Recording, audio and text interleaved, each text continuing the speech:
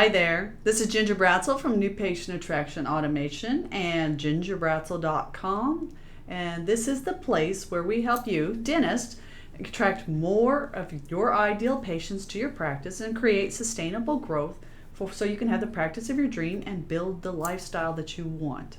And today we're going to talk about another topic, and we are talking about delegation.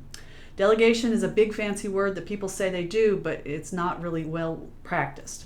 Now, to get to the next level, you can't do it alone. It's just a simple fact.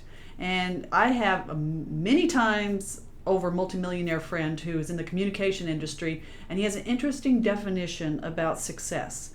And he defines success as the difference between owning a business and owning a company. Now, they both generate revenue, but a company it operates totally without the primary principal person in it.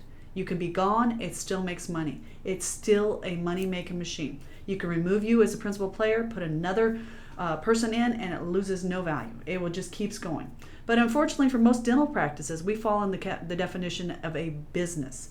And if the dentist is not producing, it's not growing. And if you remove the dentist, then production stops.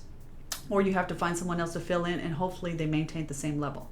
So that is very, very difficult. It's very, very confusing, and it really is a mentality that holds us back in our industry because we have always been told you're the owner and producer and you can do both. Well, I'm not saying you have to leave your practice, and I don't have to say you have to stop producing, but I want you to start thinking of your practice as more of a company. And to do this, you need to be delegating more, and you need to get everything off your plate that you can. Now, delegation does not mean turning everything over to somebody and hope for the best, because that's abandonment, and things don't get done. So I have dentists who are micromanagers, and I have people who just drop it off, and hopefully it happens, and I hope these people know this. Delegation is clear communication, and it has 3 components. So when next time you delegate, keep this in mind. What needs to be done? Number 2, when does it need to be completed by? They need a finish date. And number 3, what are your reasonable expectations for outcome from this task, from them doing that? Without them, these 3 things, the employee is not working with direction, and they don't have that. Plus, you need to be following up to make sure those 3 criteria are met. So your assignment this week is going forward is to create a system to delegate more responsibly, where more tasks can become off your plate and become company-based, to make sure you have all those 3 components in it so you can do that.